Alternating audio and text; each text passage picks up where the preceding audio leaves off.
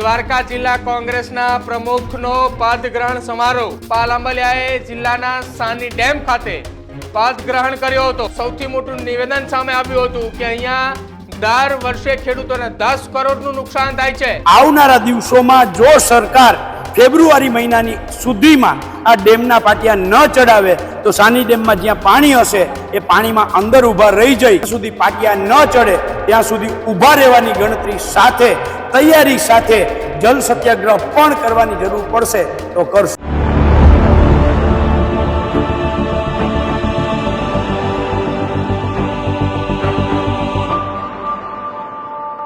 નમસ્કાર, આપ જોઈ રહ્યા છો ન્યૂઝરૂમ ને આપની સાથે હું છું પ્રદીપ। સમાચાર હવે સૌરાષ્ટ્રથી સામે આવી રહ્યા છે।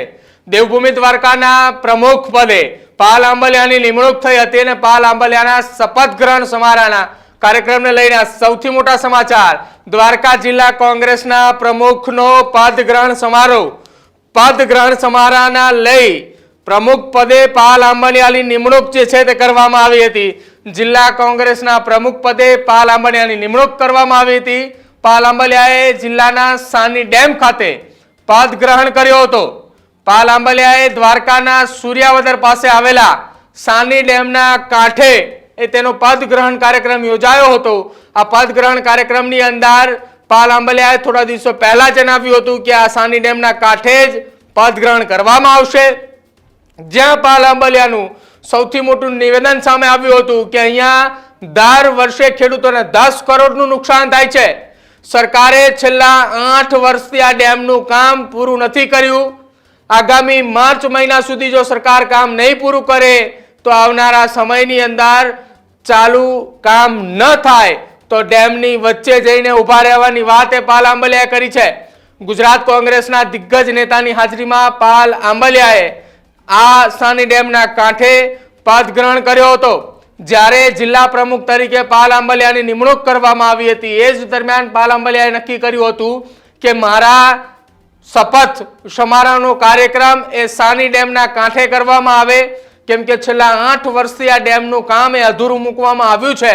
ડેમનું કામ અધૂરું રહેતા દર વર્ષે આસપાસના ખેડૂતોને લગભગ 10 કરોડ રૂપિયા કરતા પણ વધારેનું પાક નુકસાની જાય છે। તેમ છતાંય સરકારના આંખ અને કાન ન ઉઘડતા હોવાની વાત પાલ આંબલિયા દ્વારા કરવામાં આવી હતી। જોકે કોંગ્રેસના દિગ્ગજ નેતાઓની હાજરીની અંદર આ પદગ્રહણ સમારોહ યોજાયો હતો કે જેમાં વિક્રમ માંડમ, સેવાદળના રાષ્ટ્રીય અધ્યક્ષ લાલજી દેસાઈ સહિતના કોંગ્રેસના નેતાઓ ત્યાં હાજર હતા। આ તમામ નેતાઓએ પદગ્રહણ સમારોહની અંદર હાજરી આપી।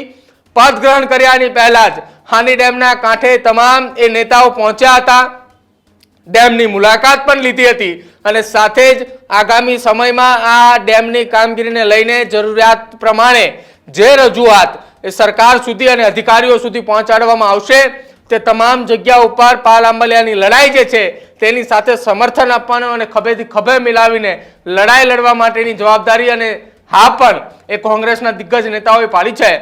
શપથ ગ્રહણ સમારોહ દરમિયાન શપથ લીધા બાદ પાલ આંબલિયાએ શું કહ્યું એ સાંભળો।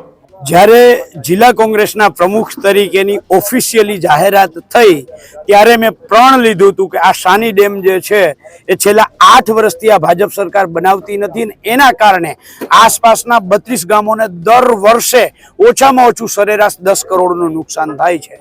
તો તેની સામે લડાઈ કરવા માટે આવતા 1 વર્ષની અંદર સાની ડેમનું જે પાણી દરિયામાં વહી જાય છે એ વહેતું અટકાવવા માટે આવતા ચોમાસામાં પાણી ન જાય એના માટે જેટલા કાર્યક્રમો કરવા પડશે એટલા કાર્યક્રમો કરવાની તૈયારી છે અને એના ભાગરૂપે આજે આ પહેલો કાર્યક્રમ હતો।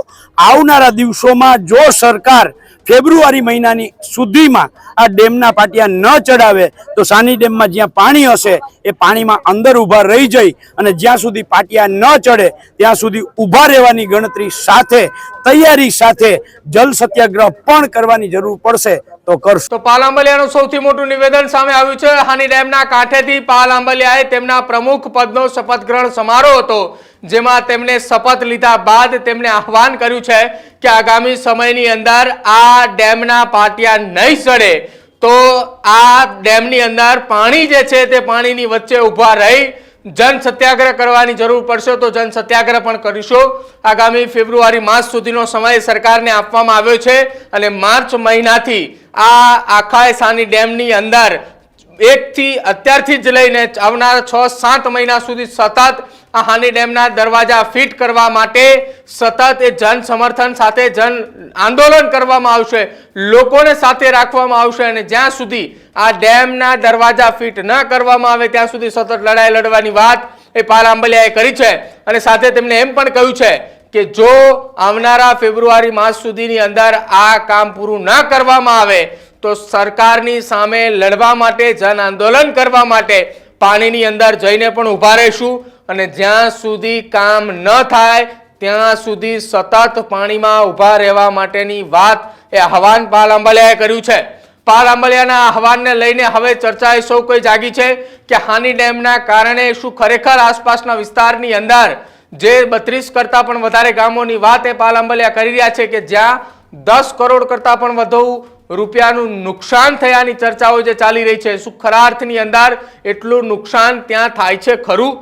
હવે આ તમામને લઈને ચર્ચાઓએ જોર પકડ્યું છે કે પાલ આંબલિયાએ જે જગ્યા ઉપર જિલ્લા કોંગ્રેસના પ્રમુખ પદના શપથ લીધા છે એ હાની ડેમના કાંઠે કેમ લીધા અને કયા કારણોસર આ ડેમના કાંઠે તેમને શપથ લીધા કે જે છેલ્લા કેટલાક દિવસોથી ચર્ચા ચાલતી હતી કે હાની ડેમના કાંઠે પાલ આંબલિયા શપથ લેવાના છે અને હવે એ ડેમના પણ દ્રશ્યો સામે આવ્યા। પાલ આંબલિયાએ ત્યાં મુલાકાત પણ લીધી અને ડેમના કાંઠે શપથ લીધા બાદ તેમનું આ સૌથી મોટું આહવાન છે કે આગામી સમયની અંદર ડેમની અંદર બેસી પાણીમાં રહી જન આંદોલન કરવા માટેની પણ તૈયારી છે। તમારું શું માનવું છે પાલ આંબલિયાના આ આહવાનને લઈ એ ખાસ અમારા કમેન્ટ સેક્શનની અંદર જરૂર જણાવજો। જોતા રહેજો ન્યૂઝરૂમ। નમસ્કાર।